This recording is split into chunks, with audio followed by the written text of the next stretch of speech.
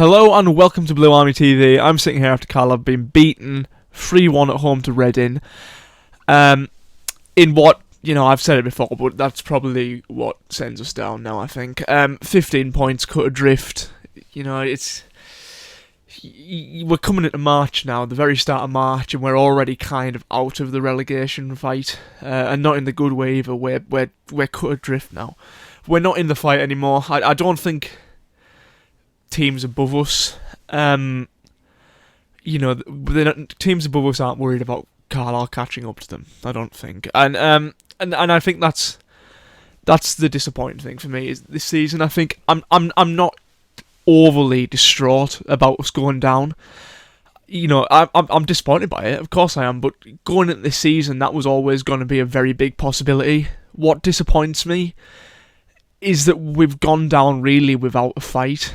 And look, the win last week kind of papered over the cracks a little bit of the issues, but the fact of the matter is we came up this season, weren't ready for it, and you never turn down a promotion, of course you don't, and you never turn down that excellent memory of being at Wembley, winning and seeing your team win every week in League Two and getting a much-deserved promotion, but we weren't ready when we came up. We're still not ready now, even with the January editions, and it looks like we're going down without a fight, which is it's tough to take, but it's one of them occasions where, and I link it to Daniel Farke at Norwich, the first time they got relegated from the Premier League, and it was a case of, look, you're going down, you stick with the manager because it's less a case of trying to stay up, more a case of stick with it, get promoted again next season, rebuild, because sometimes teams need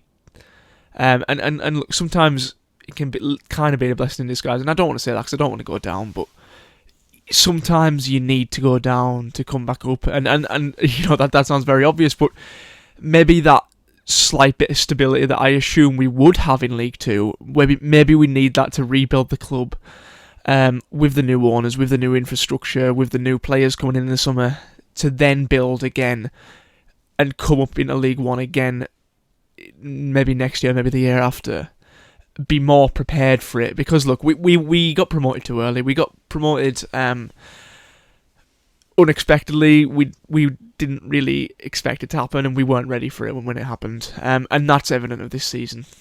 23 points in, we're coming towards the end of the season now, and look, what's disappointing the most, and I've said it already, is we look down and out and we look defeated. I don't know, because I don't think it's a lack of effort by the players. I don't think it is that. I don't think it's a lack of managerial sort of ability. I think it's a bad run of games at the start of the season where I thought we were quite unlucky. That momentum's carried on, and we don't have the players to get out of that. I think a big part of us getting promoted last season was momentum. I think mainly carried on from when Paul Simpson first took over at the club.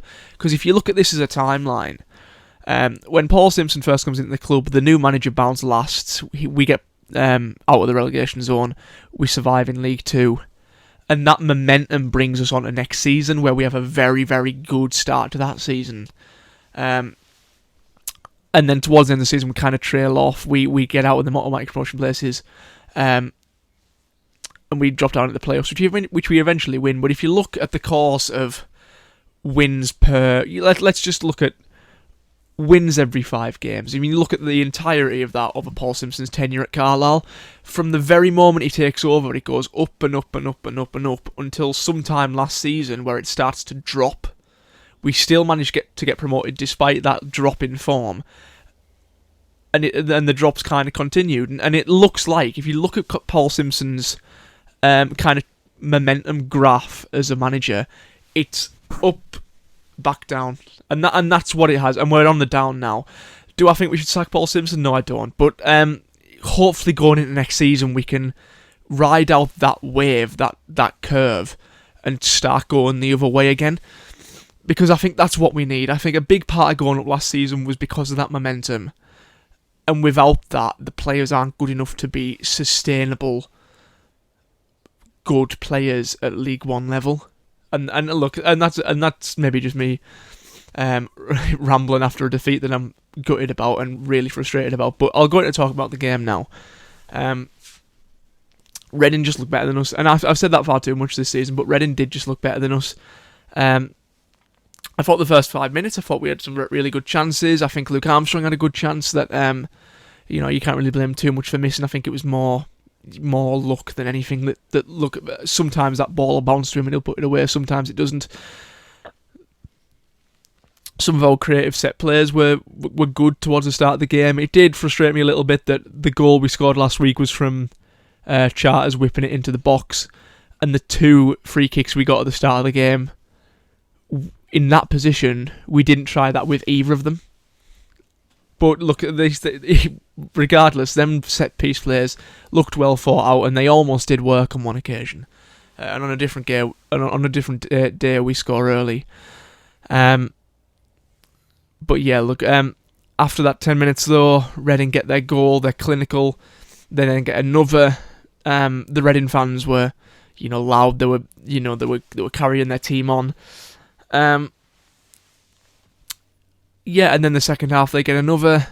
We get a consolation goal, and you think going into the last half an hour of that game that if we can get one more, we'll be right back in it, and we'll get the third, and we'll complete this amazing comeback. But I think a lot of part of that was just Reading a 3-0 up. Even when it goes to 3-1, they're not really too worried, and they're just kind of sitting back, sort of in second gear.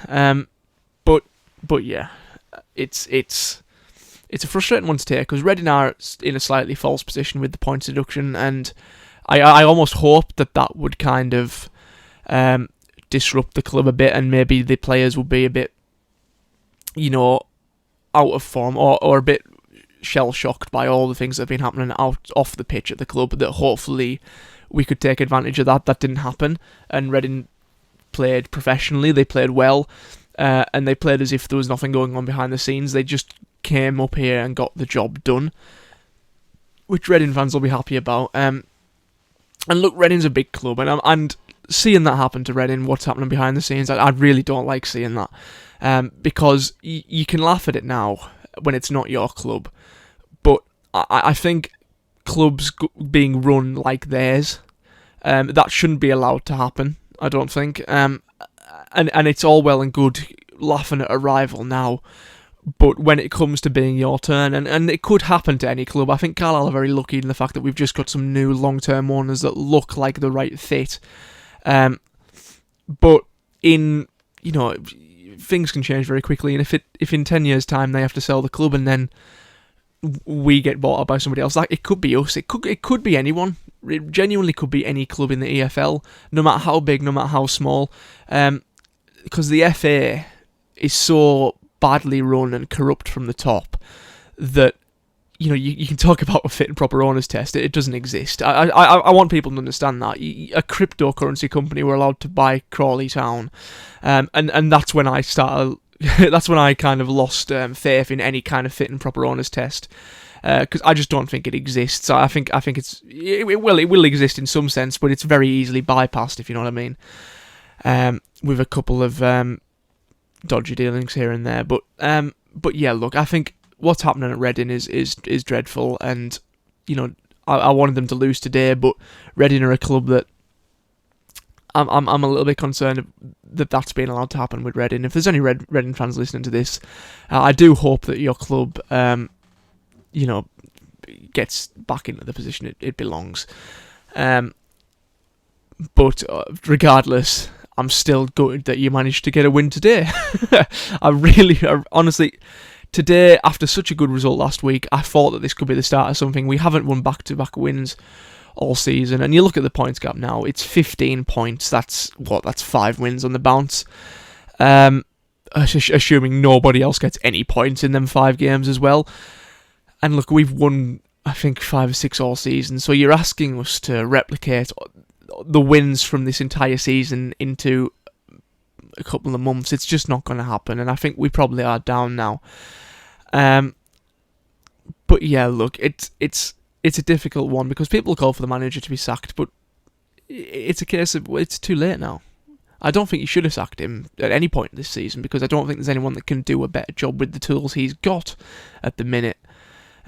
and on the trajectory the club was at in terms of on the pitch. But it's just a case of we're going to have to go down and we're going to have to rebuild. I just hope that towards the end of the season we can pick it up a little bit like we did at Burton, so that we're going into next season on the back of a couple of good wins in League One and not, defeat after defeat after defeat, because that will carry on to next season. It's a big thing in football. If you finish a season badly, chances are you'll start the next one just as bad. And that's what I just want us to avoid that now. I think that has to be the priority. Finish the season well. I don't think we're going to stay up, but finish the season well. Maybe get above Fleetwood. Maybe catch up so the gap's only 7 or 8 points to safety instead of the distraught 15. Try and get it into single digits first. Before you start worrying about anything else. And that needs to be the priority now. I think we just need to try and finish the season strong, so hopefully we can carry that on to next season in League 2. And I hate that I'm having to say that. But yeah, let me know what you think of the whole situation, because it really is a difficult one this season, with brilliant things happening off the pitch. But on the pitch, it's just been defeat after defeat after defeat. But yeah, please like the video and subscribe to the channel, and in a bit.